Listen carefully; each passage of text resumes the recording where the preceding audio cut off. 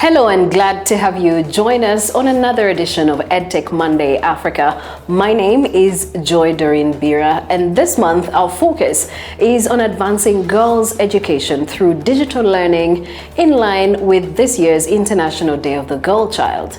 Now, in sub-Saharan Africa, 32.6 million girls of primary and lower secondary school age are out of school. This number rises to 52 million when considering girls of upper secondary school age, a state of affairs made worse by the COVID-19 pandemic, which exacerbated educational inequalities and also disproportionately affected girls. While the last 2 years have seen accelerated adoption of remote learning through the use of digital technology, this surge in digital learning has revealed staggering gender gaps in access and the use of digital technology. And so we're asking today, how can we leverage digital solutions to bridge gaps that prevent girls from starting, progressing, and completing their education? You can share your feedback with us on EdTech Monday at mastercardfdn.org. EdTech Monday at mastercardfdn.org. And to discuss this important conversation on girls' education, the barriers they continue to face in Africa, and how innovative technology can improve access to education and skills for girls and young women, let me introduce our knowledgeable panelists this month. Zandile Mkonazi, founder and CEO of Girl Code, a social enterprise aimed at empowering young girls and women through technology. We also have Banu Khan, head of gender and safeguarding at the Mastercard Foundation, and she is a human rights champion as well, gender and inclusion expert, and known change driver in the women's economic empowerment space in Kenya, in Africa, and beyond. We also have Dr. Maxime Wenato, who is the Regional Director for East and Southern Africa region at UN Women. Ladies and gentlemen, it's so good to have you on this edition of EdTech Monday Africa. And so to begin with, while we are so cognizant of the fact that girls and women have made advancements in taking up education and succeeding and completing their education, there's still so many challenges that girls face in terms of accessing education. And so, especially digitally, by the way. And so the question is, what are those challenges that girls still face despite the advancements that have been made? Dr. Maxime, I would like to start with you. Thank you very much. First of all, thank you for zooming in a subject that is very critical for girls' development. You remember that since Beijing, you have focused already on girls' education and girls' well-being. And we know that education opens door and break other barriers to the girls' progress. To come specifically to your question, I think we could look at three different directions when we are looking at barriers. The first one is traditionally. What is the conception that people have of the rights, of the possibilities offered to the girl? The second category are technical capacity issues that prevent girls from accessing. And the last one is policy. So if you look at traditionally, even from the household, the confrontation that you have between the reproductive conception and the productive conception of girls and women in general hits the women at this point. And we can come back to that later. On the technical side, you have information, lack of access, lack of knowledge in terms of how to bridge the gap, the conceptual gap of technology and IT. And the last one, in terms of environment, all of the policies, all of the procedures that we have that do not favor the girl's child, from our universities, primary school, etc., to the economic and other social policies. Right. I like that. And Zandile, how do we make tech-enabled learning more accessible to more girls around Africa? Because that seems to be a really big challenge. Yeah, thank you so much, Joy. This is a topic I'm very passionate about, empowering young girls through technology. So I think one of the things which Dr. Maxine touched on is definitely access, right? And when we're talking about access, for me, it's two things. So first, it's internet connectivity or data, which in South Africa especially is one of the highest barriers because it costs so much. So I think even from a policy level, that's something that needs to be looked at. How do we make data less expensive? And then secondly, infrastructure. Right, we have so many young girls living in rural areas. You know, before you even talk about getting online, there isn't any infrastructure. Again, I think that's also partly for the government to come in and put in the right policies to enable other players to get into that space, provide the infrastructure, and then you've tackled two of the biggest sort of barriers for young girls. And I think it's not a uniquely South African problem; it's across the whole continent. Once we can start solving those two, then it becomes easier to talk about e-learning, you know, and getting them online to access all this information and all the opportunities that are out there for them. So I think we really need to start there and then figure out, you know, how do we solve those problems? And from there, we'll be able to see a whole lot more young girls embracing technology and being able to just, you know, interact with it and be online. Right, and you know, there's so many questions as well that come to the fore about policies. What do we need at that level? And hopefully Banu as well can join in as well on this one in regard to the policies, and also Dr. Maxime can join in regard to the policies. What do we need to advance girls' education at a higher level? As you said, Joy, we are here because we are celebrating the International Day of the Girl Child, which will be celebrated on the 11th of October. And this year marks the 10th anniversary of the International Day of the Girl Child. So coming back to your question, and before I go directly into policies, what I'd really like to mention, Joy, is that what we are seeing increasingly is that girls and young women spend a lot of time on online. And while this is really good because it helps digital skills, digital literacy really prepares girls and young women for the work, particularly generally in life, it prepares them for life, but it also prepares them for a world of work that is highly digitalized. So we're talking about employment in an era where we are moving into the digital space. But unfortunately, with this digital space opening up, there is also the negative part, if I may say so. And the negative part is that we are seeing increasingly that the digital space is also prone or open to abuse and risk. And this can be really harmful to girls as they are transitioning in their life from school to work and to other, general life opportunities. Why am I emphasizing this issue about the harmful nature of some aspects of online interaction? Is because of the one other barrier that we haven't mentioned so far is safety, online safety, and what that means for girls in particular. So, and what can governments, digital service providers, and parents, teachers, and girls themselves do to enhance their safety? I think I can not agree more to that, because the regalian responsibility of governments to normally ensure that the human rights of girls and women are safeguards online is something that is critical. But then you have protection, but you also have facilitation. So facilitation is what we started discussing in terms of equipment, in terms of data, and in terms of financial access. But apart from that, you have the protection issue. And the protection issue is what the colleague was referring to ensure that violence against women and girls that we have noticed in real life is now transferring online.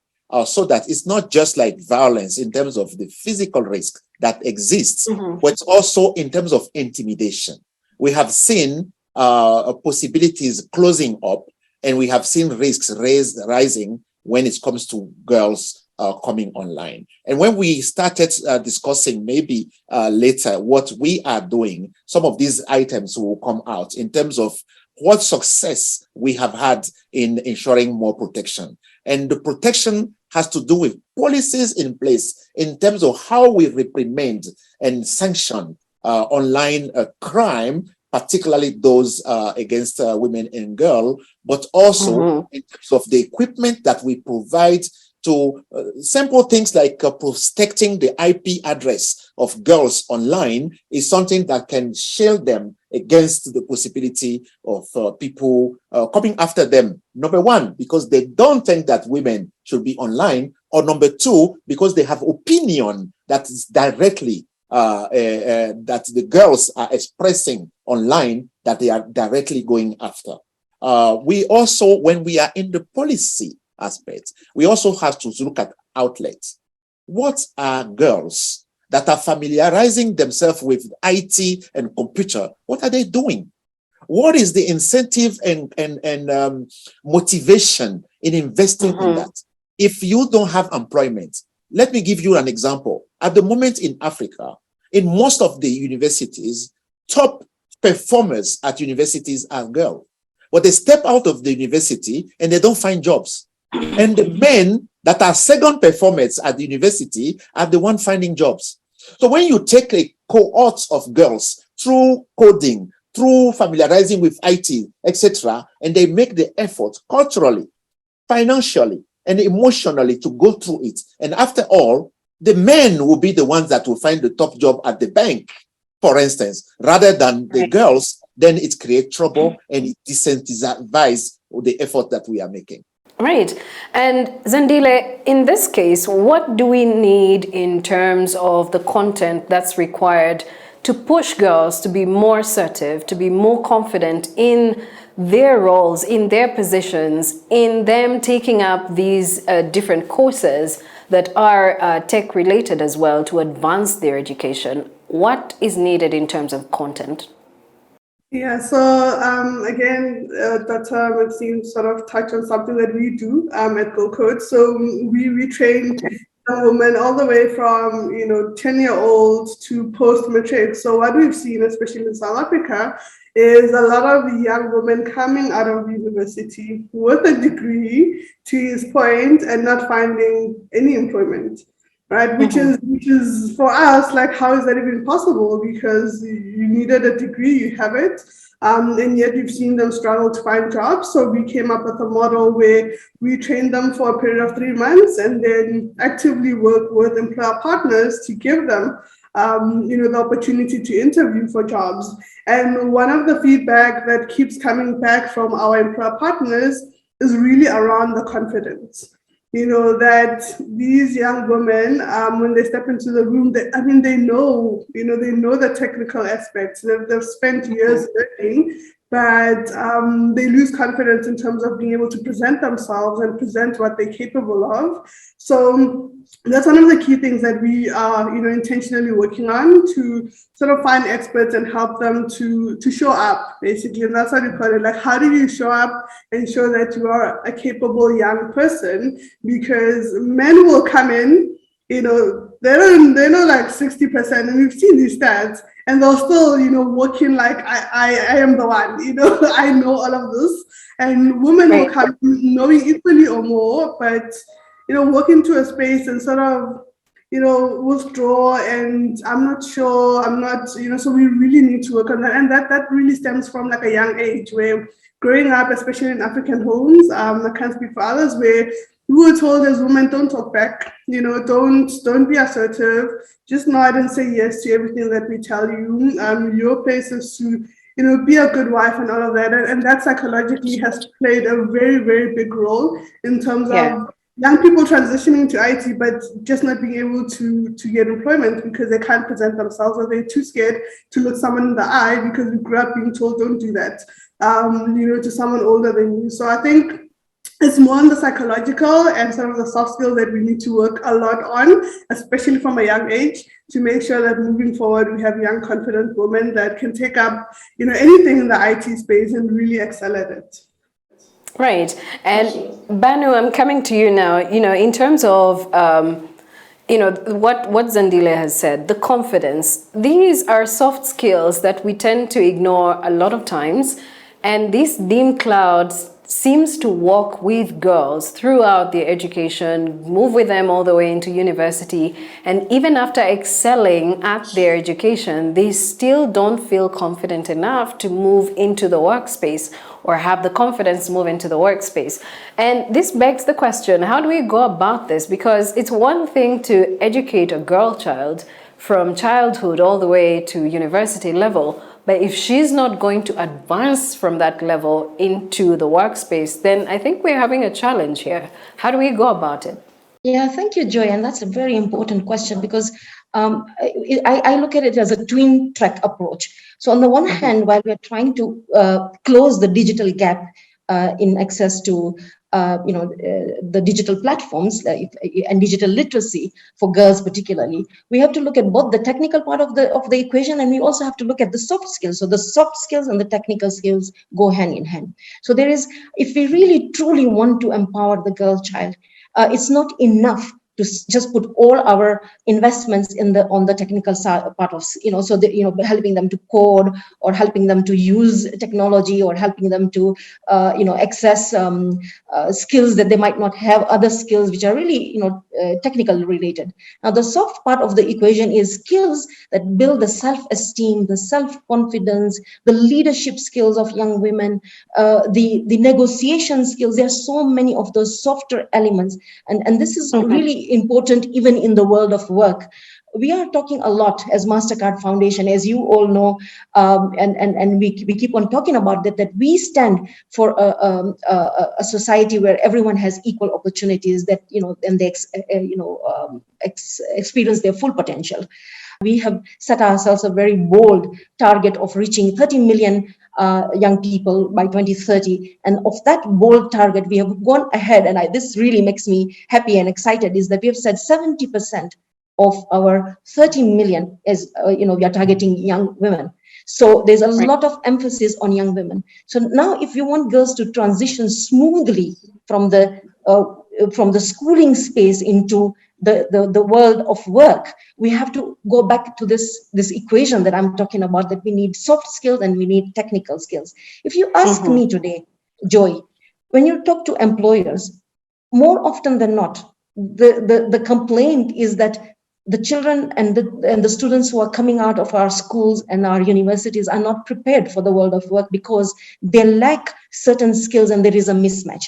But these skills are not just technical skills, they are also the non-technical skills. So this is really important, and we need to have a balanced approach so that we are not putting all our eggs in one basket. So in this case, do we need to make special considerations for girls compared to the boys? Because when we say they lack these skills, do we need to make special considerations, for lack of a better way to put it? We are in Africa. This is a highly patriarchal society. And we know for a fact that when it comes to limited resources, when it comes to poverty, when it comes to parents being in a difficult situation, and it comes to education, more often than not, again, the value is placed on the boy child, and the girl child is left behind. So we have to really be very, very conscious, because when we talk of youth are when we speak the word youth, more often than not, what comes into our mind is young men, young boys. We forget that the youth is also, young women. So basically, Joy, yes, we really need to emphasize and look at this unique needs of girls. Why? We have to ask this why question all the time. Why is it that girls are left behind? Including a few minutes ago, we were talking about the safety issues, online safety issues. We have to ask ourselves, why is this happening in the first place? And I just want to know, in terms of the sense of community, Zandile, this is something I want you to also share on. In terms of the sense of community, what is it that you think would propel young girls today, from the experiences from Girl Code, what would it take to propel these young girls to just have what it takes to play at equal level with their male counterparts? Thanks for that, Joy. I think I just want to touch on two things before I get on to the community part. So in terms of content, one of the things that we found as well in teaching coding to young girls, there's a particular example where we went to a rural school. So here at the school, they don't teach in English. Even maths and all of the subjects, they actually don't teach it in English. And so the students don't understand English. And by default couldn't understand anything IT related and the coding concepts we were trying to teach. And for us, well, the facilitator was of course English speaking, but we quickly realized that as much as the young girls were eager and wanted to learn, they just couldn't understand anything that was being said to them. And because I have a background in computational and applied maths, I understand what we were teaching.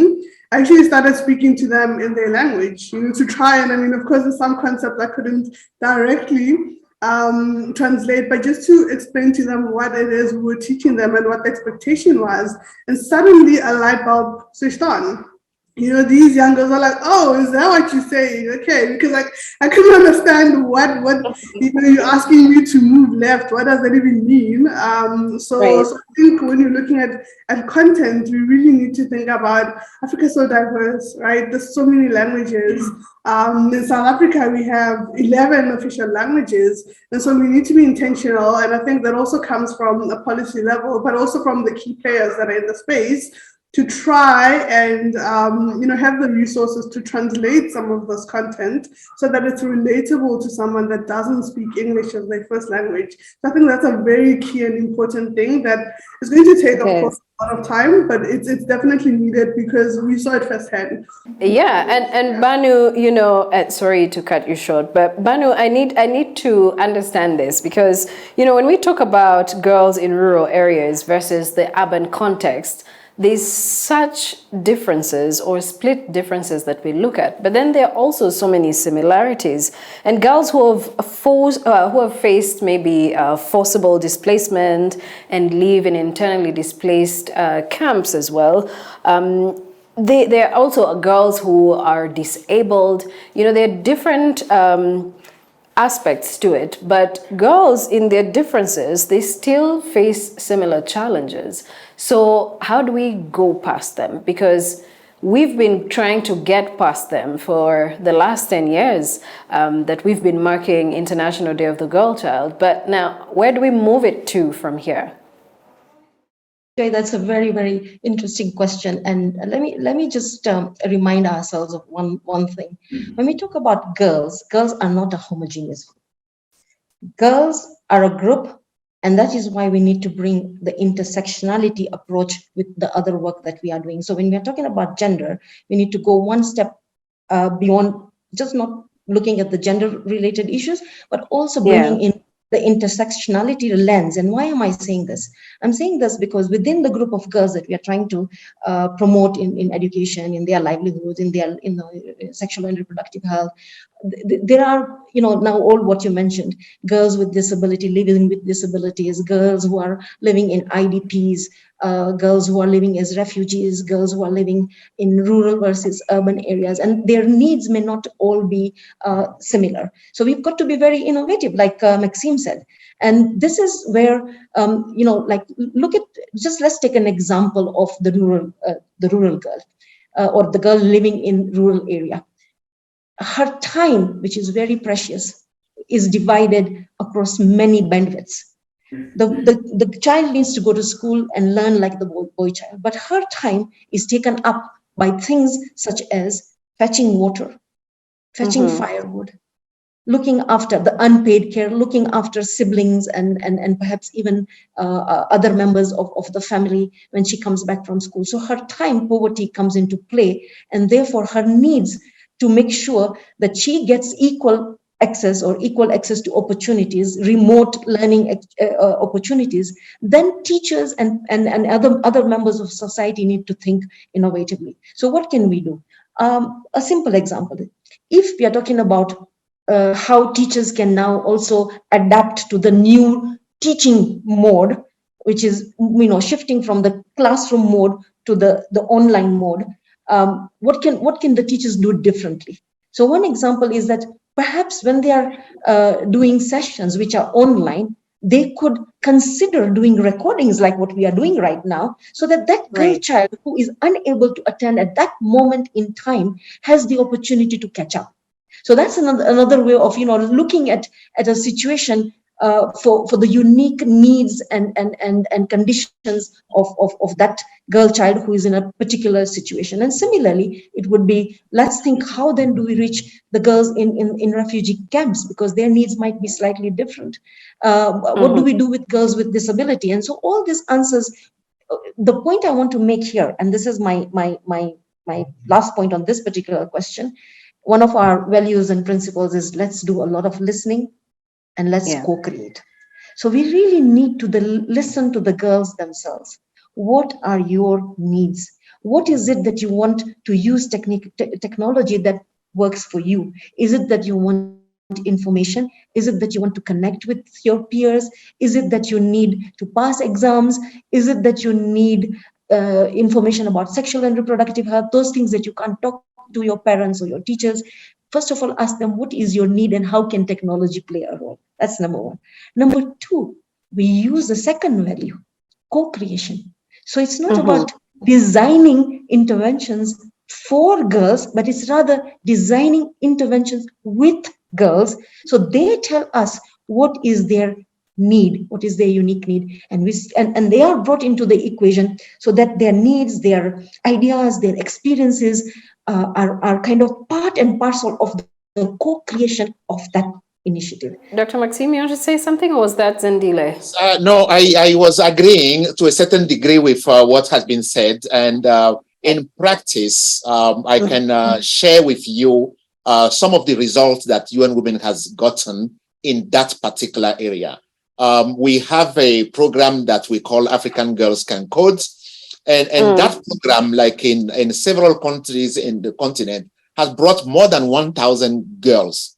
You know the principle of the UN that is leave no one behind and start with the further behind first. And that's what we have applied in that particular program, looking at girls that with disability, girls in refugee camps, with girls that is displaced, and we have brought them to the forefront of one, creating programs for themselves. Number two, accessing coding possibilities. And then number three, applying the capacity of coding to issues that are important to them. The other initiative that we are partnering with was initiated by one Senegalese lady currently living in the UK, Lady Mariam. She started something that is called I Am the Code. And that name cannot bring more. The girls are in the middle of the coding process itself. And the idea is what by 2030 to bring like 1 million girls into coding on around the world with giving materials to girls, because that part of it is like breaking the barriers of the thing. Okay, great. Zendile, speaking of partnerships, we do need partnerships to ensure that girls have access to quality digital learning.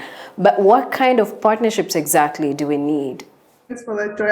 So I actually want to touch on community first, because I think that's a very important question. And we've had a lot of learnings in terms of building that community and making sure that everybody's involved. The teachers, if you're working with schools, you've seen that once you have buy-in from the teachers, then it's easier to translate that to the students, right? As opposed to just coming and saying, well, we want to teach the young girls how to code, everybody else, you don't need to get involved. And what we've seen in terms of building specifically our Girl Code community is that whilst, we've also adopted digital learning first, which is, I think the maybe more controversial part is it's also sort of created a bit of segregation in terms of being part of this world, because they don't interact with each other directly. It's all done through screens. So we sort of lost a bit of that human touch, which I feel people need in general, but also the girls that are part of our community. And so we've then created a hybrid model where there's a lot of digital and online learning, but we're also having a lot of physical events. So recently, at the beginning of August, we hosted a hackathon with over 300 young women participating across South Africa, and just the energy of being in that space with other young people building solutions which were centered around the UN Sustainable Goals. We just saw how magical that can be, and the community that a lot of young women need. That okay, I'm not alone. There's 299 other women that want to be in the space, and together we're going to build solutions that are going to solve problems in our communities and in the world. So I think there's a lot, the community can play, from parents being involved, teachers being involved, and that's something we've also been intentional with. And, that sort of leads to the partnership thing. So we partner a lot with the private sector. We've seen that they've been quite recipient. And I must say, part of it is also enabled by policy, which is the triple BE in South Africa. As there's a lot of,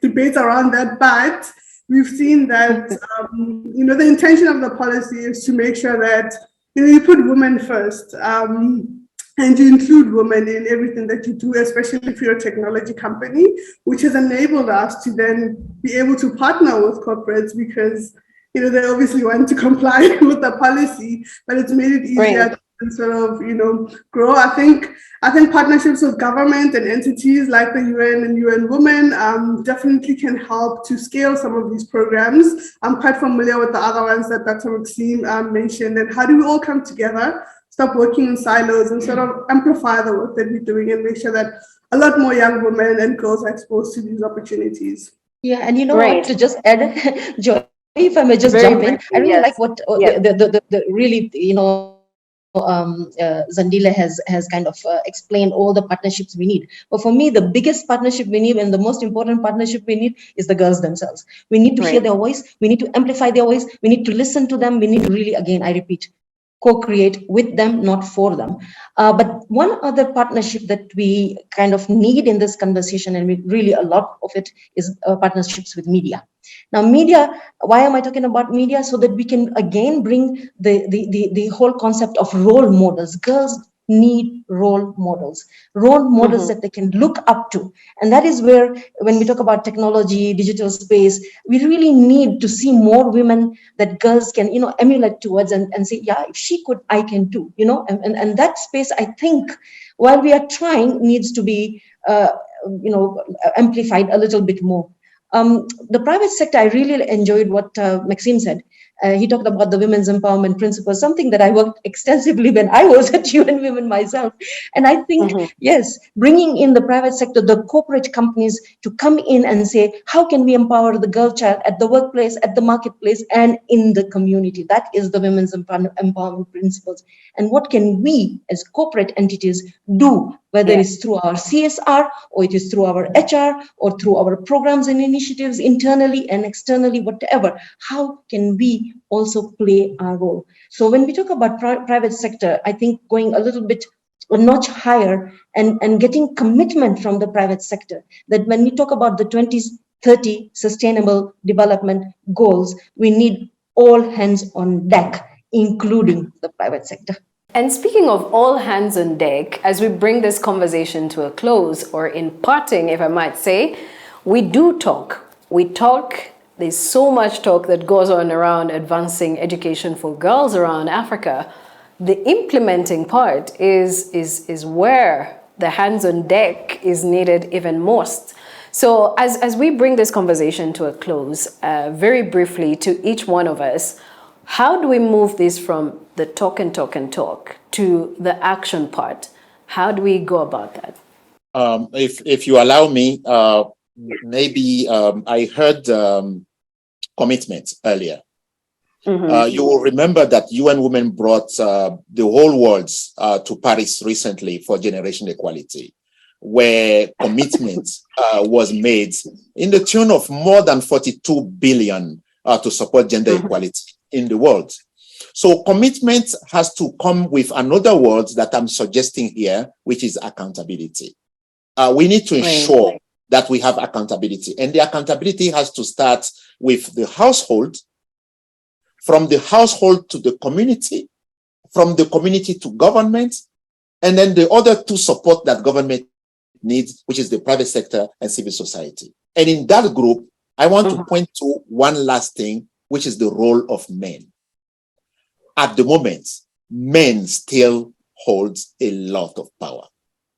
And it takes people who hold power to change things, because women have to have the capacity to contribute to the economy. At the moment, they are so much informal. We need to help women have the means to help themselves, because they have the capacity. Sometimes they even have the confidence, but it's the system that's holding them down. And we need to facilitate that for them. Thank you very much. All right. Zandile? Yeah, I jump in there. I would like to add a third word, which is accessibility. So this is more for organizations that are on the ground. And we're not talking, we are doing. We've impacted over 60,000 women. I started this organization in 2014. I had my two co-founders join me in 2015, 3 young Black women, 23 years old, no resources, no networks. So the accessibility comes from, Dr. Maxime talked about the commitment that was made. How do you plug into that so we can amplify the work we're doing? We are on the ground, we're talking to the girls. We are the girls. I mean, I was, I started it because I was someone that was in the tech. The girls. Yes, I didn't see people who looked like me, and so I started this movement. But I can only go so far as myself and my small team of 8. And so we want to create the impact on the ground. And my ask is, how do we make those commitments and resources easily accessible to organizations that are on the ground to say, here's what we're doing. How do we plug in so we can get more resources to do more? So that goes beyond just the talking. And that's, making sure that the policies that are put in place, the commitments that are made, make it to the people that ground and are doing the work, so that we can all achieve what we're trying to achieve, which is gender equality. Right. Yeah, that's my parting words. Thank you. Okay, all right, Manu. Yeah, I like what you said, that we have 3 girls here and 1 gentleman. Is really nice. For me, I think putting our promises into action is really critical. And unfortunately, we don't have much time. I would have loved to discuss more about the whole issue of mental health, well-being of girls, their physical well-being as well, and more around the gender-based violence and online abuse, sexual and what we call online sexual exploitation and abuse. So conversations like this are really important. So we should not really drop the ball at any point. We need more and more and more of this kind of conversation, so that we are talking about an issue and we are really talking and talking and talking. And it's not just about the talking. It's through the talking that action happens, because then the pressure mounts up. So we are not talking about activism here per se, but really bringing issues to the forefront to inspire further action. And one thing that we didn't have time to talk more about is the role of research and evidence. As we speak right now, we don't have enough information, Joy, when it comes to even the digital gap. We know a lot more about women and the digital gap, but we don't have enough research about young women, especially under 18. We don't have enough information about this whole issue of mental health and how we can support young people better, because technology is here to stay. It's not going away. And therefore, we need to really make the online space safe for our young women. And we really need to come up with situations where they thrive in both online and offline spaces. They really thrive and live a life of their fullest potential. So I'll stop there. Thank you. Amazing conversation that we just had, from the power that men hold in changing situations for young girls and women, and also accessibility and all the other factors around mental health for girls and women, and how that as well plays a part in advancing their education. All these are key issues, and using the digital platforms that we have today to advance girls' education. I think we can't really exhaust this conversation, but thank you all so much for a great conversation, a very insightful and knowledgeable one. I really do appreciate this.